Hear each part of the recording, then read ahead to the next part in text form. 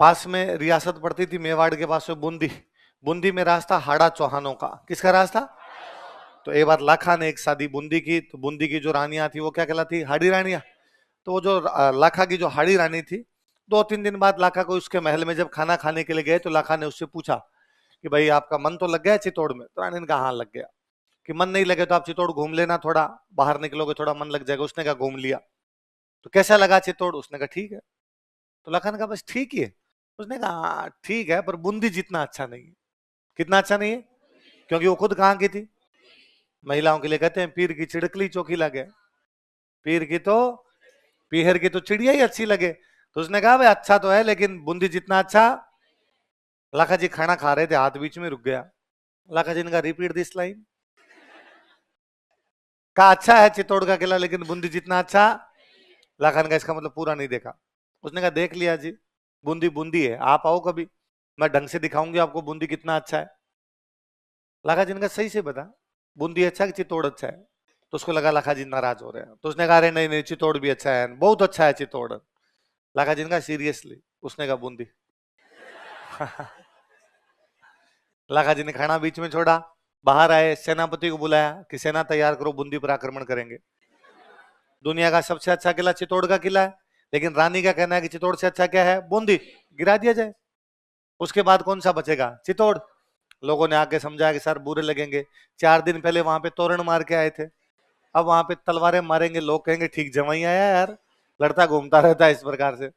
रानी को जाके कहा कि अरे इस डाकी को क्या कह दिया तुमने? रानी आई, उसने कहा मैं मजाक भी नहीं कर सकती कि आपसे। लाखन का कोई मजाक नहीं है, मैंने 2 बार पूछा था सीरियसली बता दे, और तूने दोनों बार किसका बताया था? और लाखन का मैंने कसम खाई है जब तक बूंदी नहीं गिराऊंगा तब तक अन्न और जल ग्रहण। फिर किसी ने बीच बचाव का रास्ता किया कि एक काम करते हैं, चित्तौड़ के बाहर एक कमरा बनाते हैं, उस कमरे पे लिख देते हैं बूंदी का किला। नकली बूंदी बनाते हैं। क्या बनाते हैं?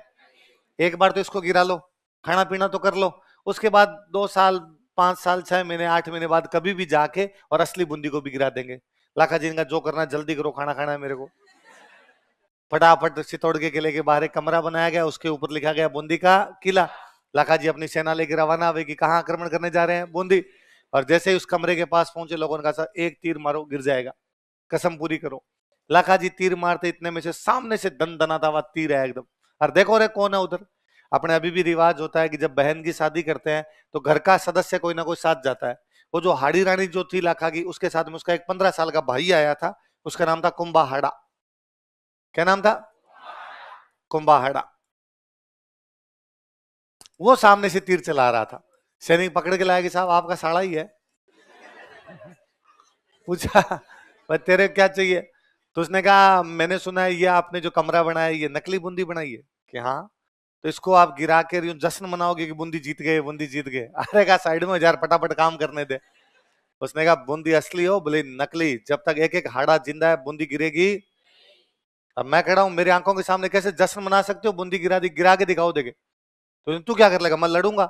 अरे तो तू मर जाएगा। उसने कहा हाँ तभी बूंदी गिरा सकते हो, जब तक मैं जिंदा हूं बूंदी गिरेगी। पहले उसको मारा, फिर बूंदी गिराई, तब कसमें पूरी हुई। नकली गढ़ दिदो नहीं बिना घोर घमसान, सिर टूटा बिन किम फिरन असली गढ़ प्राण। जब नकली किला बिना लड़ाई के नहीं दिया तो असली बूंदी जीतने के लिए तो कई सारी लड़ाइयां करनी पड़ेगी। तो मेवाड़ में कौन सा वंश था? गोहिल वंश। कौन सा वंश था? गोहिल। और गोहिल वंश का एक राजा, उसका नाम क्या था? लाखा। क्या नाम है? लाखा के सबसे बड़े बेटे का नाम है चुंडा। क्या नाम है? हम परसों में बात कर रहे थे कि राजा जैसे जैसे बूढ़े हुआ करते थे तो अपने राजकुमारों को शासन सौंप दिया करते। तो लाखा जी भी शासन सौंपना शुरू कर चुके हैं। किसको शासन सौंप रहे हैं?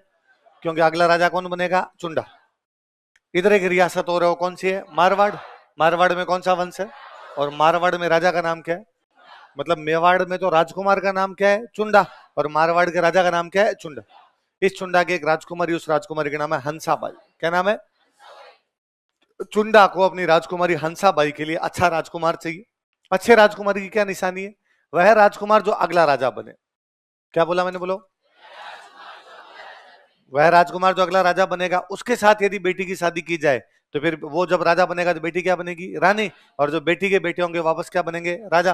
तो कोई भी राजा यही चाहेगा भाई मेरी राजकुमारी की जिससे शादी हो वो क्या बनना चाहिए? अगला राजा। वरना मान लो किसी राजा के 10 बेटे हैं और आपने ऐसे राजकुमार से शादी कर दी अपनी बेटी की जो अगला राजा बनेगा नहीं, तो फिर तो राजा की बेटी सामंत की पत्नी हो जाएगी। तो राजा ये तो चाहता ना भाई मेरी राजकुमारी किसी राजा की तो पत्नी बने कम से कम। तो आसपास पता लगाया भाई सबसे अच्छा राजकुमार कौन है, तो पता चला मेवाड़ वाला चुंडा सबसे अच्छा राजकुमार है, वो अगला राजा बनेगा। तो कहा हंसाबाई का रिश्ता चुंडा से किया जाए। हंसाबाई का रिश्ता, मारवाड़ के चुंडा ने ये सोचा कि मेरी राजकुमारी हंसाबाई का रिश्ता किसके साथ किया जाए, मेवाड़ के चुंडा। मेवाड़ के रिश्ते रिश्ता करने के लिए भेजे 5 लोग कि जाओ और जाके बात करो मेवाड़ में कि क्या मेवाड़ वाले अपनी राजकुमारी से सगाई करने के लिए तैयार है। गए भाई 5 आदमी गए, जाके लाखा जी का दरबार लगा हुआ, लाखा जी सीट पर बैठे हैं, चुंडा राजकुमार है, युवराज है, सबसे बड़े राजकुमार को बोलते थे युवराज, क्या बोलते, वो पास वाली सीट पर बैठा हुआ एकदम। और जाके कहा कि भाई हम मारवाड़ से आए हैं। लाखा जी ने कहा हाँ भाई सुनाओ भाई मारवाड़ के क्या समाचार है। सब राजी खुशी है, राणा जी की दया है, बताओ क्या समाचार लाए। तो उन्होंने कहा हम मारवाड़ से नारियल लेकर आए हैं। क्या कहा बोलो, मारवाड़ से नारियल का मतलब होता है लड़की का रिश्ता लेकर आए। और लाखा जी ने कहा हा हा हा क्या बात करते हो, बुढ़ापे में हमारे लिए रिश्ते। लाखा जी को लगा रिश्ता मेरे लिए है, और उन्होंने कहा अरे sorry sir sorry sorry sir, आपके लिए नहीं, हम रिश्ता आपके बेटे चुंडा के लिए लाए। इसमें बाकी लाखा जी तो हंस रहे थे, लाखा जी तो चुप हो गए, पूरा दरबार हंसा। बाकी दरबार को लगा लाखा जी ठीक है, मतलब पैर कब्र में है पर दिल है कि डोकरे को बुढ़ापे में भी ब्याह करने हैं अभी।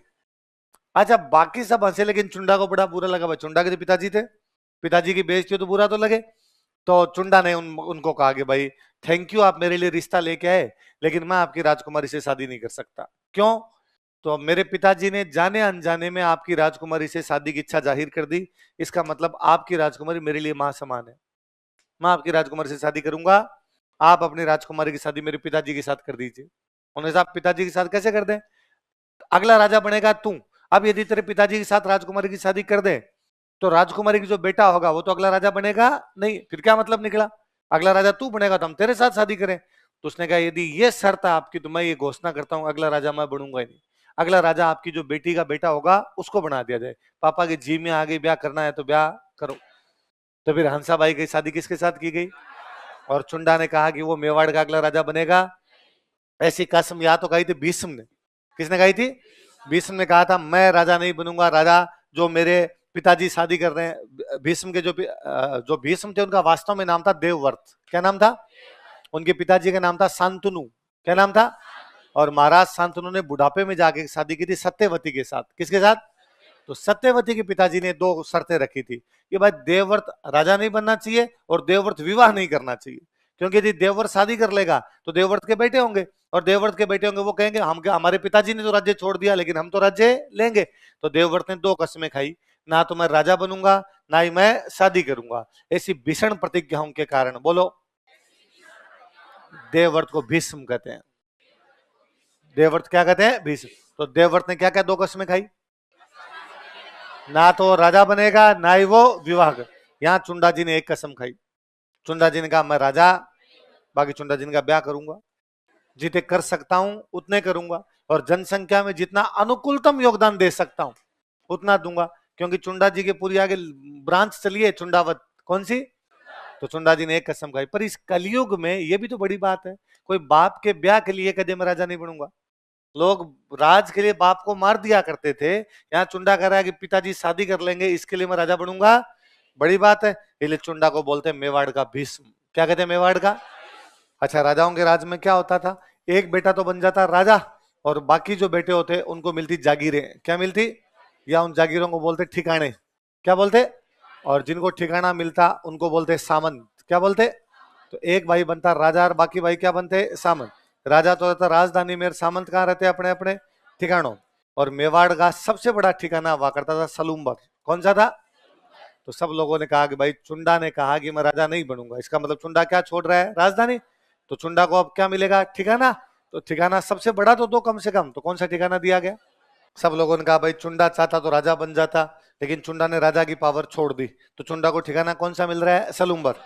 तो चुंडा को कम से कम ऐसे अधिकार तो दो कि राजा के बाद में सबसे ज्यादा अधिकार किसके पास होने चाहिए, चुंडा के पास। चुंडा कहाँ का सामंत बन रहा है, तो सलूम्बर का सामंत चुंडा के बाद कौन बनेगा, चुंडा का बेटा, उसका पोता। इनके परिवार के पास में पावर बाकी लोगों से क्या होनी चाहिए, ज्यादा।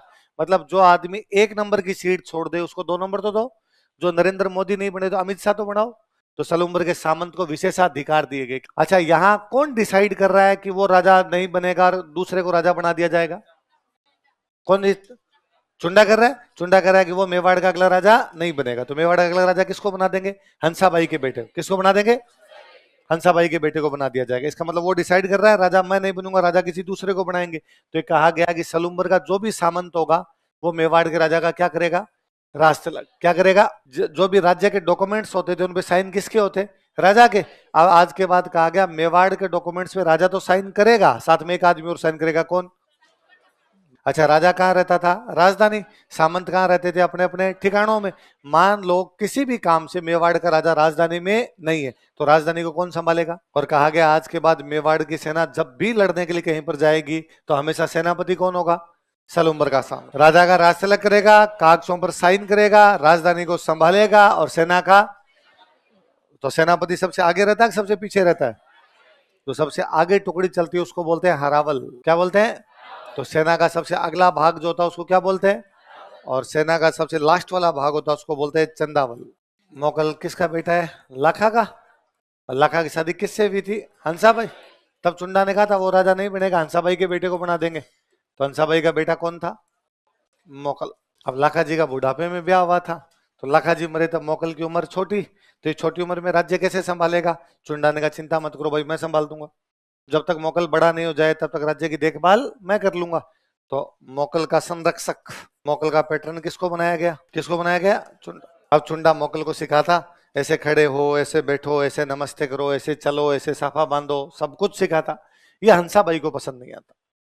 और हंसाबाई ने कहा ये क्या तरीका है? आपको राजा बनना था तो उस दिन क्यों कहा था आपने कि नहीं मैं तो राजा नहीं बनूंगा, हंसाबाई के बेटे को राजा बना देंगे? आपको बनना था, मना कर देते।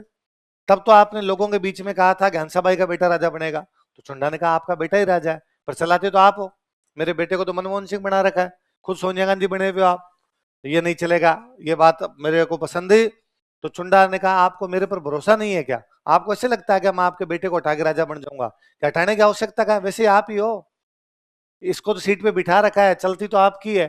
तो चुंडा ने कहा यदि आपको भरोसा नहीं है तो मैं तो मेवाड़ में नहीं रहूंगा, मेवाड़ छोड़ के चला जाऊंगा। तो चुंडा मेवाड़ छोड़ के चला गया था मालवा। कहां चला गया? और कहीं जाके नौकरी कर लेंगे। आपको मेरे पर विश्वास नहीं तो मैं मेवाड़ के अंदर रहूंगा